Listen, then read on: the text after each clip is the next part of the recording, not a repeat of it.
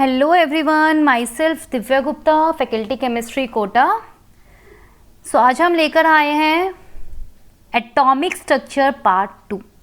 जिसने पार्ट 1 की वीडियो नहीं देखी है वो मैंने डिस्क्रिप्शन में नीचे लिंक दे दिया है, तो वहाँ पे आप जाके पार्ट 1 की वीडियोस देख सकते हैं।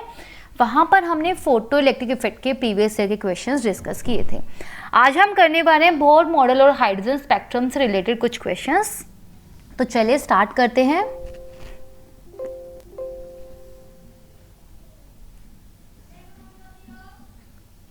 So my first question is, number of visible lines when an electron returns from 5th orbit up to ground state in hydrogen spectrum। हमें visible lines बतानी है कब, जब इलेक्ट्रॉन n = 5 से कहाँ पर आता है, n = 1 में आता है। इलेक्ट्रॉन n = 5 से कहाँ पर आता है, n = 1 में आता है, 2, 3, 4। तो मुझे बताना है कि इस दौरान कितनी विजिबल लाइंस पॉसिबल हैं, कितनी विजिबल लाइंस मुझे मिलेंगी। आप सुनिए, आपको पता होना चाहिए हाइड्रोजन स्पेक्ट्रम के लिए लाइमन सीरीज किस में लाई करती है, यूवी रीजन में। बामर सीरीज किस में लाई करती है, विजिबल रीजन में। किस में लाई करती है, विजिबल रीजन में। और पाशन ब्रैकेट प्रिफरेंस सीरीज हमारी किस में लाई करती है, आईआर रीजन में लाई करती है। किस में लाई करती है, आईआर रीजन में लाई करती है। तो यहाँ पर अगर मैं देखती हूँ तो विजिबल लाइंस मुझे किस में मिलेगी, बामर सीरीज में। किस में मिलेगी, बामर सीरीज में। और बामर सीरीज कौन सी होती है, जब इलेक्ट्रॉन किसी भी एक्साइटेड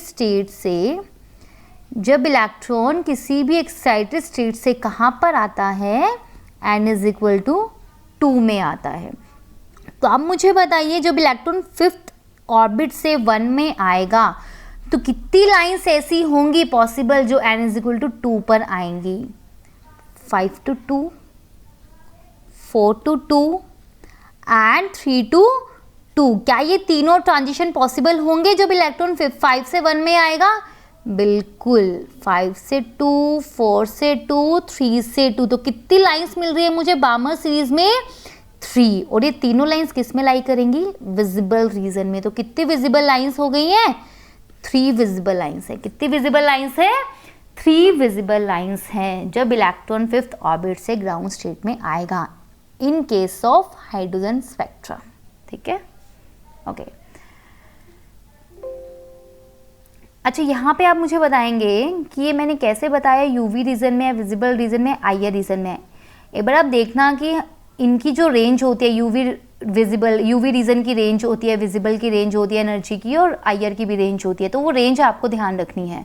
हाइड्रोजन स्पेक्ट्रम के लिए तो फिर भी आप याद रख सकते हैं, बट अगर हाइड्रोजन की जगह कोई और 1 इलेक्ट्रॉन सिस्टम आ गया तो अब ये वैल्यूज़ ये भी चेंज हो जाएगा। तो उस टाइम हमें एनर्जी निकाल के देखना पड़ेगा कि वो किस रेंज में लाई करता है। तो इसके लिए आपको पता होना चाहिए यूवी रीजन की रेंज क्या होती है, विजिबल की क्या होती है, और आईआर की क्या होती है। ठीक है, तो आप देख लेना एक बार। तो आइए नेक्स्ट क्वेश्चन पे आते हैं हम अपने। नेक्स्ट क्वेश्चन बिल्कुल इसी से रिलेटेड है। In the bore series of lines of hydrogen spectrum, the third line from the red and corresponds to which one of the following inner orbit jumps of the electron for Bohr orbit in an atom of hydrogen। Red and का मतलब क्या है, visible lines की बात करिए। किसकी बात की है, विजिबल लाइन। और विजिबल लाइंस का मतलब किसकी बात कर रहे हैं हम, बामर सीरीज की बात कर रहे हैं। किसकी बात कर रहे हैं, बामर सीरीज की बात कर रहे हैं। और बामर सीरीज की कौन सी लाइन की बात कर रहे हैं हम, थर्ड लाइन की बात कर रहे हैं। कौन सी लाइन की बात कर रहे हैं, थर्ड लाइन की बात करें। तो थर्ड लाइन में कौन सा ट्रांजिशन होगा, फर्स्ट लाइन होती है बामर सीरीज की 3 से 2, सेकंड होती है 4 से 2, और थर्ड लाइन होती है 5 से 2। तो कौन सा ट्रांजिशन होगा, 5 से 2। So my option will be second. काफी सिंपल क्वेश्चन था। अब आते हैं अपने नेक्स्ट क्वेश्चन पे। Wow, this is very important question, J advance में आया हुआ क्वेश्चन है, ध्यान से सुनिएगा। Not considering the electronic spin, the degeneracy of the second excited state n = 3 of hydrogen atom is 9, while the degeneracy of the second excited state of H- is। इधर सुनिए, सबसे पहले हम बात करते हैं यहाँ पे बोहर मॉडल की। बोहर मॉडल मेरा कितने इलेक्ट्रॉन के लिए एप्लीकेबल है? 1 इलेक्ट्रॉन सिस्टम के लिए एप्लीकेबल है। कितने इलेक्ट्रॉन सिस्टम के लिए एप्लीकेबल है? 1 इलेक्ट्रॉन सिस्टम के लिए। और हाइड्रोजन एटम मेरा क्या है? 1 इलेक्ट्रॉन सिस्टम ही है, बिल्कुल। बोहर मॉडल कहता क्या है कि अगर n सेम होता है तो हमारी एनर्जी भी क्या होती है? सेम होती है, ऐसा बोहर ने कहा है, ठीक है। और हमने पढ़ा भी था एनर्जी सिर्फ और सिर्फ किस पे डिपेंड करती है? n पे डिपेंड करती है, -13.6 Z²/n², ठीक है। तो अगर n सेम होगा तो एनर्जी भी क्या होगी? सेम होगी, ठीक है। तो इसका मतलब जो ग्राउंड स्टेट है वो n=1 है, फर्स्ट एक्साइटेड स्टेट n=2 है and second excited state n=3 है। और 3 में कौन कौन से सबशेल्स होंगे? 3s, 3p, 3d, ठीक है। 3s, 3p, 3d तीनों में n की वैल्यू क्या है? सेम है।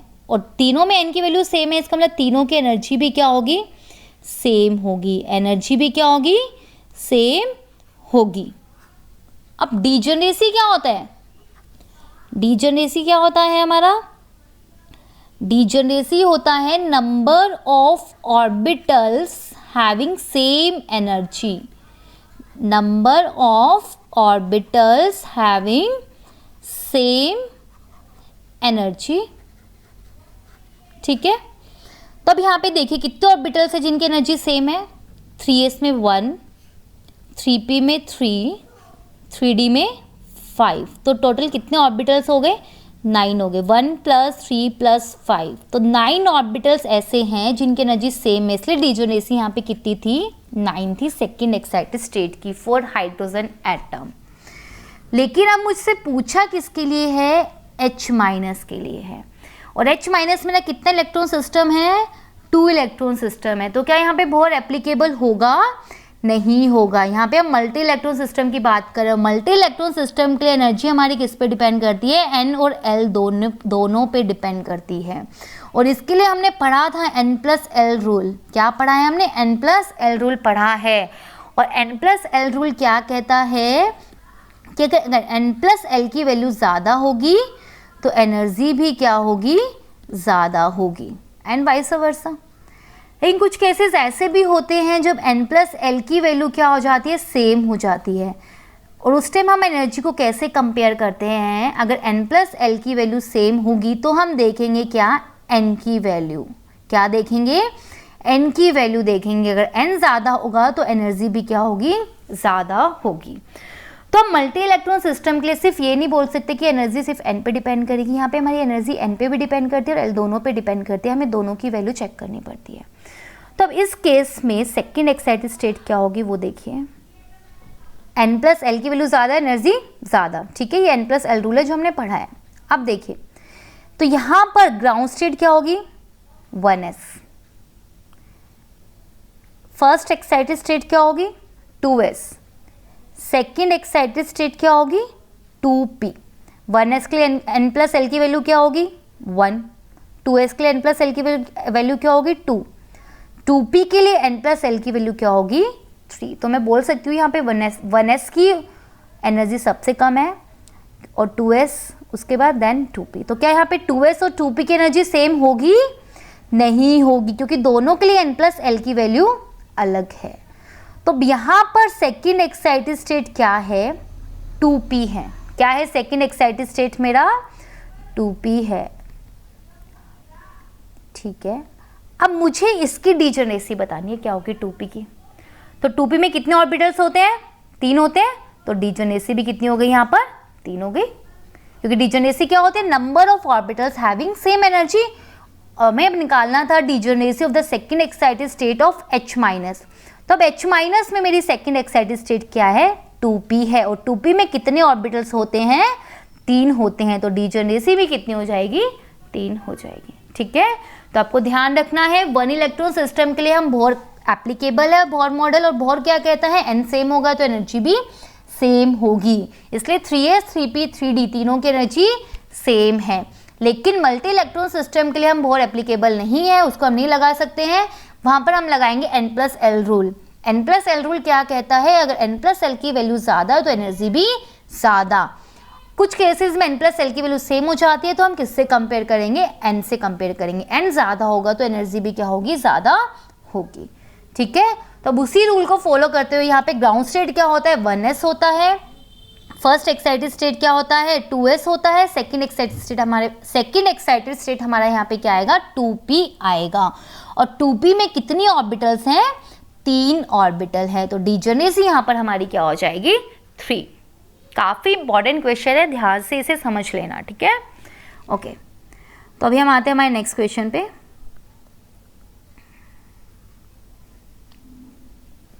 बहुत ही बढ़िया क्वेश्चन है ये भी। इसमें हम फोटो इलेक्ट्रिक इफेक्ट और स्पेक्ट्रम को इसमें कंबाइन कर दिया गया है। तो देखिए इसे कैसे सॉल्व करेंगे। In a sample of hydrogen atom, electrons de excite from a level of n to 1. The number of lines belonging to Balmer series are 2. जब इलेक्ट्रॉन n से 1 में आ रहा है तो कितनी बार्मर सीरीज में लाइंस मिल रही है मुझे, 2। अभी हमने हाल ही में पढ़ा था जब इलेक्ट्रॉन 5 से 1 में आ रहा था तो मुझे बार्मर सीरीज में कितनी लाइंस मिल रही थी, 3 मिल रही थी, 5 to 2, 4 to 2 एंड 3 to 2। अब मुझे बार्मर सीरीज में लाइन कितनी मिल रही है, 2 मिल रही है। तो मैं बोल सकती हूँ अब इलेक्ट्रॉन कहाँ से आ रहा होगा, 4 से 1 में आ रहा होगा, तभी तो मुझे 2 लाइंस मिलेगी, एक 4 से 2 और एक 3 से 2। दैट मीन्स n की वैल्यू क्या है, 4 है। n की वैल्यू क्या है, 4 है। ठीक है, चलो n की वैल्यू मेरे पास आ गई है। ये था स्पेक्ट्रम का क्वेश्चन। अब आगे जो है वो हमें फोटो इलेक्ट्रिक इफेक्ट से सॉल्व करना है, जो कि हम एटॉमिक स्ट्रक्चर के पार्ट 1 में पढ़ चुके हैं। जिससे नहीं देखा है वो प्लीज एक बार वो वीडियो भी देख लेना। If the electrons are ionized from level n by photons of energy 13 electron volt, मेरे n इज इक्वल टू 4 में कोई इलेक्ट्रॉन प्रेजेंट था, उसको मैंने आयनाइज किया। आयनाइज का मतलब मैंने उसको 4 से कहाँ पे भेज दिया, इन्फिनिटी पे भेज दिया। n इज इक्वल टू 4 से कहाँ भेज दिया, इन्फिनिटी पर भेज दिया। उसके लिए मुझे एनर्जी देनी पड़ेगी और उसके लिए मैंने कितने फोटॉन्स की कितने एनर्जी के फोटॉन्स यूज़ किए हैं, 13 इलेक्ट्रॉन वोल्ट। तो फोटो इलेक्ट्रिक इफेक्ट की इक्वेशन अप्लाई करेंगे यहाँ पर हम। एच म्यू बराबर एच म्यू नॉट प्लस में काइनेटिक एनर्जी, यही होती है फोटो इलेक्ट्रिक इफेक्ट की इक्वेशन।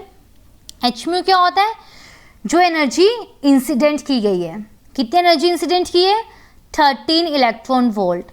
एच म्यू नॉट क्या है, जो एनर्जी रिक्वायर्ड है इलेक्ट्रॉन को इजेक्ट करने के लिए, मिनिमम एनर्जी जो रिक्वायर्ड है। तो मुझे बताइए n इज इक्वल टू 4 से इलेक्ट्रॉन को इन्फिनिटी पर ले जाने के लिए कितनी एनर्जी रिक्वायर्ड है, E इन्फिनिटी माइनस E4, दोनों का डिफरेंस निकाल लेंगे।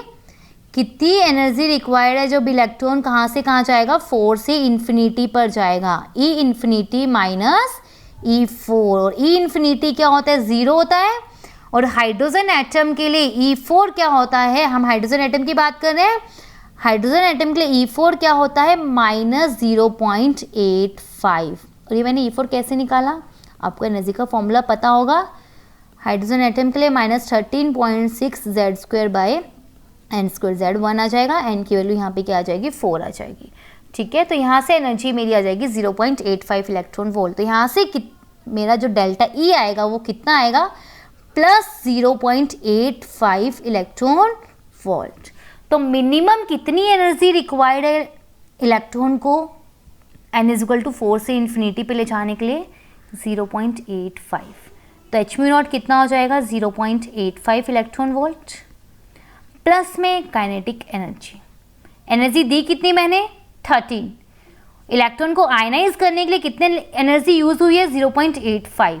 तो बची हुई एनर्जी किस में कन्वर्ट हो जाएगी, काइनेटिक एनर्जी में। तो यहाँ से काइनेटिक एनर्जी कितना आ जाएगा, 13 माइनस 0.85, 12.15 इलेक्ट्रॉन वोल्ट। इसी को हम कहते हैं फोटो इलेक्ट्रिक इफेक्ट। ठीक है, तो कौन सा ऑप्शन करेक्ट है मेरा, ए ऑप्शन। ठीक है, ओके। नेक्स्ट क्वेश्चन पे आते हैं। ये भी काफ़ी अच्छा क्वेश्चन है, एडवांस में आया हुआ क्वेश्चन है। देखिए इसे कैसे सॉल्व करेंगे।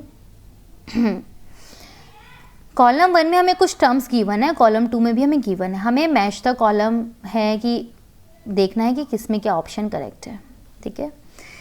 Vn मेरा है पोटेंशियल एनर्जी, और Vn का फॉर्मूला क्या होता है, minus K Z E square by are.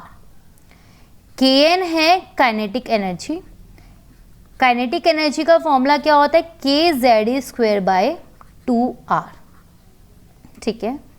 तो यहाँ से अगर मैं ए ऑप्शन को देखती हूँ, ए ऑप्शन क्या है, Vn बाय Kn, तो Vn बाय Kn कितना आएगा, -2, और -2 कौन सा है, आर ऑप्शन।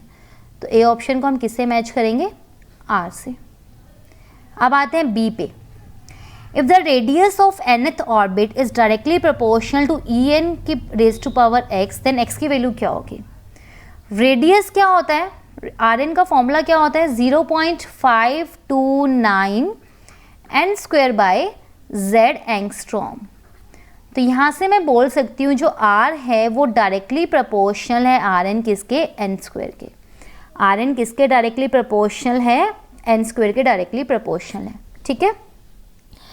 अब एनर्जी की बात करें तो एनर्जी का फॉर्मूला भी हमें पता है, और एनर्जी हमें पता है कि डायरेक्टली प्रोपोर्शनल होती है 1/n स्क्वायर के। En किसके डायरेक्टली प्रोपोर्शनल होता है, 1/n स्क्वायर के। तो क्या मैं इसको ऐसे लिख सकती हूँ, n square is directly proportional to En की पावर -1। क्या मैं इसको ऐसे लिख सकती हूँ, n square is directly proportional to En raise to power -1, बिल्कुल लिख सकती हूँ। तो इस En रेज टू पावर -1 को हम यहाँ पर पुट कर देंगे, तो यहाँ से Rn किसके डायरेक्टली प्रोपोर्शनल आ जाएगा, En रेज टू पावर -1। तो x की वैल्यू कितनी हो गई, अब इसको हम इससे कंपेयर करेंगे, तो x की वैल्यू यहाँ से कितनी आ जाएगी, -1। कितनी आ गई x की वैल्यू, -1, ठीक है। अभी देखते हैं हम नेक्स्ट, तो यहाँ पे -1 कौन सा ऑप्शन है, s, तो b को हम किससे मैच कर देंगे, s से, और a को किससे किया है, r से। अब आते हैं option number C, angular momentum in the lowest orbital. Lowest orbital कौन सी होती है, 1s, और 1s के लिए l की वैल्यू क्या होती है, 0, तो एंगुलर मोमेंटम भी क्या हो जाएगा, 0। क्यों, क्योंकि एंगुलर मोमेंटम का क्या फॉर्मूला होता है, l into l plus 1 into h/2π, l 0, तो एंगुलर मोमेंटम भी क्या हो जाएगा, 0। तो 0 है क्या यहाँ पर, बिल्कुल है, p ऑप्शन में। तो c को हम किससे मैच करेंगे, p से।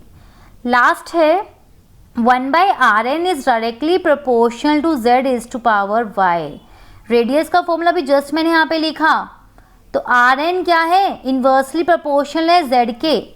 अगर मैं ऐसे लिख सकती हूँ, Rn is directly proportional to 1/z, तो 1/Rn क्या हो जाएगा, डायरेक्टली प्रोपोर्शनल टू z। तो z की वैल्यू, z की पावर क्या है, 1 है ना, तो y की वैल्यू क्या हो जाएगी, 1 हो जाएगी। y की वैल्यू क्या हो जाएगी, 1 हो जाएगी। 1 है क्या हमारे पास ऑप्शन में, ओ सॉरी ये s नहीं आएगा यहाँ पे, वेट,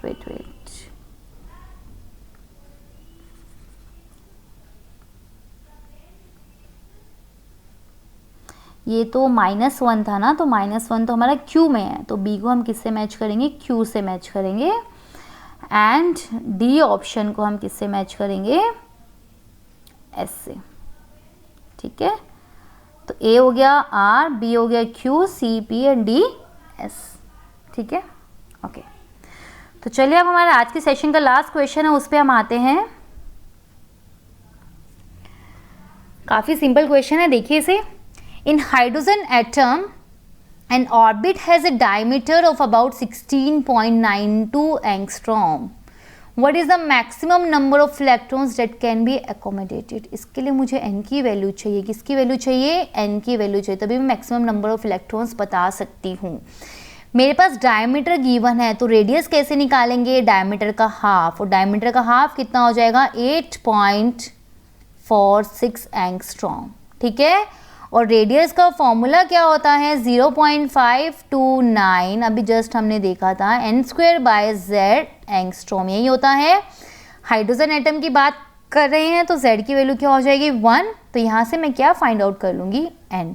तो अब देखेंगे जो यहाँ से n की वैल्यू आती है वो हमारी आएगी 4, कितनी आएगी, 4। अब मुझे बताने कि n = 4 में मैक्सिमम कितने नंबर ऑफ इलेक्ट्रॉन्स आ सकते हैं। तो 4 में कौन कौन सी सबशेल्स प्रेजेंट होंगी? 4s, 4p, 4d and 4f। 4s में कितने इलेक्ट्रॉन्स होंगे? 2। 4p में कितने होंगे? 6। 4d में कितने होते हैं? 10। और 4f में कितने होते हैं? 14। तो टोटल कितने इलेक्ट्रॉन आ जाएंगे? 32 इलेक्ट्रॉन्स हैं जो मैक्सिमम इसमें आ सकते हैं। काफ़ी सिंपल क्वेश्चन था। चलिए आज का सेशन हम यहीं ख़त्म करते हैं। Thank you so much.